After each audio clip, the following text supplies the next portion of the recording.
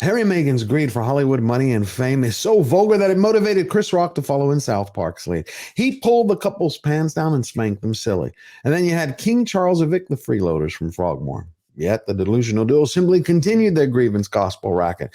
They had a coffee promo, staged a late-night paparazzi shoot, a hypocritical christening, and half-wits round two with Steven Colbert. And that's all before Harry ever used a therapist as a public attack dog against the crown.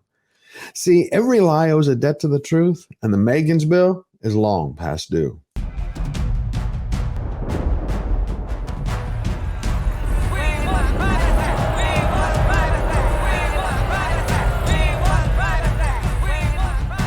Welcome, everybody. I hope you all had a phenomenal week, my friends. I missed you all. I've been under the weather for the last 9 days, so we have a lot of news to catch up on.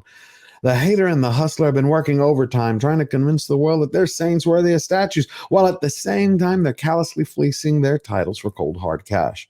Whether you're talking about Duchess Doolittle's latest investment, whole business went from this to this. None other than Meghan, the Duchess of Sussex, started drinking our lattes. Weird flex, but okay. Meghan ended up becoming our first investor, advisor, and biggest clutter advocate. or her half-wit finger puppets nonstop grift. Most used app on your phone.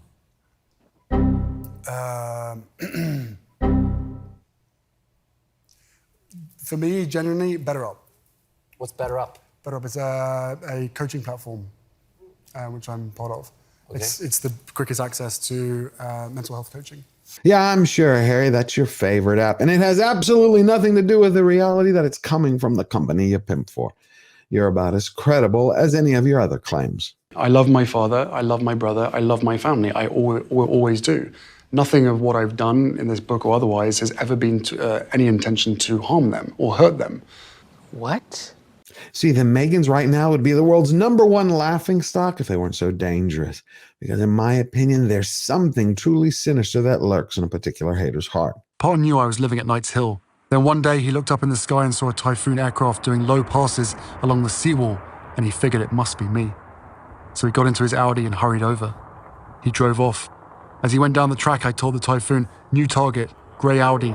The Typhoon tracked Pa, did a low pass straight over him, almost shattering the windows of his Audi, but ultimately spared him. On my orders, it went on to blow a silver barn to smithereens. Now let that sink in for a moment. You have a 22-year-old Harry who radios a 94 million pound Typhoon fighter jet during training to target his father. And it flies by, nearly blowing out the windows of Prince Charles's Audi. Now, what really sealed the deal for me were Harry's own words. He was spared talking about his father on his orders. Now, I don't know about you, but if that's not a sick Oedipal fetish to finish his dad, I don't know what is. Forget about Al-Qaeda being a threat. The Meghans shouldn't be anywhere near the king, the coronation, the UK Commonwealth, Prince William, Catherine, or any of their children. Period. End of statement. But ultimately spared him on my orders. But now that we're on the subject of kids, you can learn a lot about someone by how they talk about their children, or not. Favorite smell? Favorite smell? My wife. Sometimes you can learn even more by what someone doesn't say than by what they blather on about. Like every parent that I know, if you ask them what's your favorite scent in the world, they're going to say it's that incandescent, fresh smell of their baby, not their spouse, but their child. What did Harry do? The hater chose the Hustler spray on Tan BO over that of his 21-month-old daughter. See, the devil is always in the details. Every time Harry opens his mouth, he spills the beans on his character. My Instagram-loving bitch wife has always wanted her privacy! Oftentimes, it's the simple actions of others that paint the most powerful pictures. This Miss Piggy's on the market. Prince Harry's older woman auctions off his gift for earthquake victims in Turkey and Syria. Tell me that isn't brilliant. Sasha Walpole is back. An Englishwoman of extraordinary dignity, grace, and heart just unmasked the Montecito megaphones for who they are by simply being herself.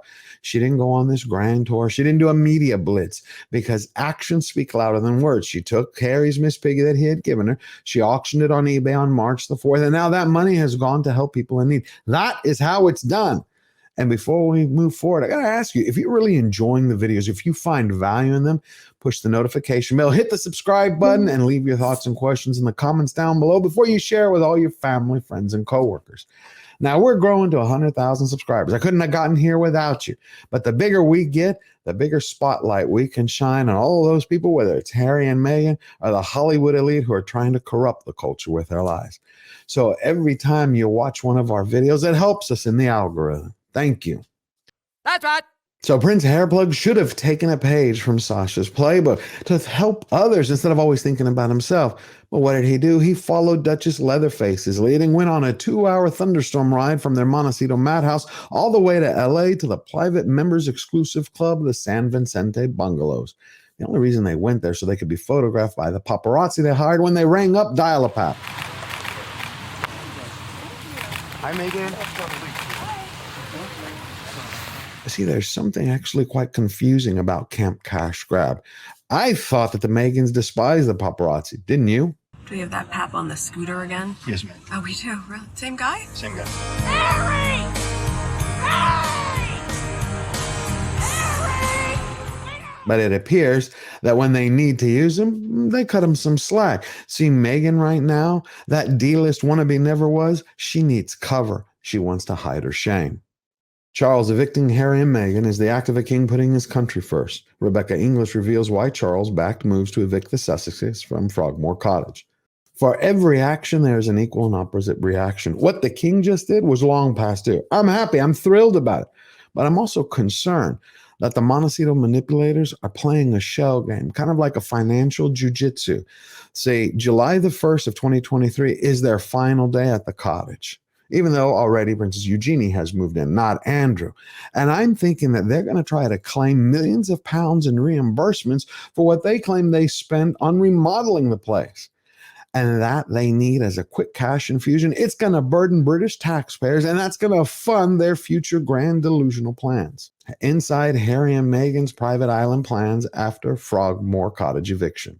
First, they left the UK. Then they jetted away from Canada. And now they want to tuck tail turn and run away from Montecito to become king and queen of the coconuts on their own private island. I'm like, go for it. Goodbye. Good riddance. Just go away. But see, the Meghans, everything that they're doing right now is a PR stunt in order to re-engineer the narrative. Take the christening, for example. They said, well, we'd like for you to be Lily's godfather. I go, hold on a second. Does this mean we got to go over there and do all of that in the church with them and figure all that out? Because I don't want to do that. Now, that was Tyler Perry, the person who Meghan selected to be the godfather of her child. It is the same man who figuratively shot the middle finger to the royal family on film. It's reprehensible. But there's another side to the story for the christening. This was also done for greed, but it was also a power play by the Meghans to try to make the crown look weak. And the truth is, who do you think right now is really looking frail and fragile? The monarchy or the Meghans? Because when someone has real power and wealth, they don't require to have their name in the daily papers just to confirm their status. They know it. The only people who trumpet to the world, hey, look at me, I'm rich, I'm famous, I'm powerful, bow down, are the pathetic weaklings. And that's what we're getting. We have the fake House of Montecito is putting on this karaoke love show performance for the cameras.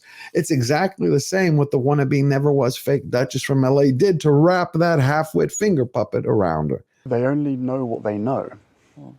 And that's the thing. I've tried to... Or what they're told. Or what they're told, and the way that it should have been With done. as much respect. With as much respect. Oh my God, we just did everything we could to protect them. The suggestion by a friend was, what about streamers? Yeah, we genuinely hadn't thought of it before. I never thought about it. You don't need to see his identification. We don't need to see his identification. Sadly, right now, those strings are extending out to the family, transforming the children into brand pawns. Now, see, Meghan believes she's going to be able to use those titles to her benefit, not understanding that the titles are going to serve as scales to judge the parents by, especially given their long history of attacks against the royal family. In the Oprah interview, you accuse members of your family of racism. You don't even... Well, the British press said that. What? When I was pregnant, concerns and conversations about how dark his skin might be when he's born. The British press said that. That conversation... I'm never going to share. What? And toss into that Harry's final words on the monarchy. Can you see a day when you would return as a full-time member of the royal family? No, I can't see that happening. And what do you get? You have a delusional duo who've promised the planet that all they want is this private, average, ordinary life far away from Buckingham Palace. Hey! Hey, you! Hey! What are you looking at? You ever heard of privacy? You know what's really interesting? If the Meghans actually were to keep their public word, they had a glorious example to follow in Queen Elizabeth's only daughter, Princess Anne. Anne was neither antiquated nor rigid in her own child rearing, keen for Peter and Tsar to have ordinary childhoods. She broke with royal tradition by choosing not to give them HRH titles when they were born. A peerage she would have been offered from the Queen. I think it was probably easier for them, and I think most people would argue that there are downsides to having titles, she says. So I think that was probably the right thing to do. Again, another reason why Princess Anne is not only one of the hardest working royals in the family, but she is a lady of true nobility, character, word, and honor. She had a vision for her children, and she enforced it. She walked it like she talked it. Not like the D-list fake wannabe never was did. That's the complete 180, because right now she's acting, smiling like the cat that ate the canary outside the restaurant Gracias Madre. Hi, Meghan. Happy International Women's Day. You look great, by the way. But Meghan didn't get the upper hand. She doesn't realize that she exposed more of her inner rotten core. Everyone now knows that the Meghans are hypocrites who would sell their children down the river for another penny or a pound. Show everybody trying to be a victim. Like, what's this girl, Meghan Markle?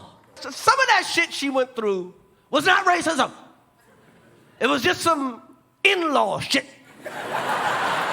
A Hollywood contract is only worth the couple's last best public poll.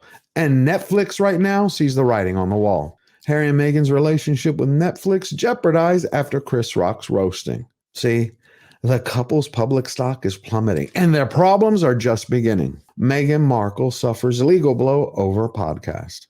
The United States Patent and Trademark Office just rejected her archetypes trademark. So she only has two choices by April, either to abandon the project or to appeal it. But you add that on top of her sister Samantha's lawsuit and things aren't looking well. Then the fact that we finally busted the D-list wannabe never was once more time, proving yet again that she had a strategy laid out ahead of time way before she ever met the halfway. She actually went on a royal safari stalking Harry. See, there's a domain name registered in 2014 called Princess Meghan. It's got her fingerprints all over it. And since domain names are public record, you can see it right there for your own eyes. The whole thing is highly suspect. Now, you take that and you add that to the fact that Harry just certified himself as a professional victim with the same therapist that he used to covertly slander his family. And the Meghans' bank account is about to go on a starvation diet because their reputation has just been confirmed as cons. And what struck me in that passage, as in so many other passages in the book, is the lack of touching, the lack of a child being held, where people are not held and hugged. You know, animals hug their kids. We also learn why South Park got under the couple's skin, because they hit the mark dead center. You must be the royal prince millionaire world traveler victim. That's right. So the takeaway from the Meghans is, if they could actually break their public word and turn on their own children, how soon will it be till they eat each other up alive? See, until that day comes, we have the beautiful powerhouse couple who are now acting as a bulwark against the insanity of the lobotomy twins in Montecito. Are we ready? Yeah. Okay, 3, 2, 1. Off you go, go, go, go. Okay, as hard as you can. Now, isn't that just beautiful? Two people in service to their country with love and duty in their heart for their fellow man. That's just priceless. And it also tells us to remember that we never bow down, we never bend the knee. Always forward.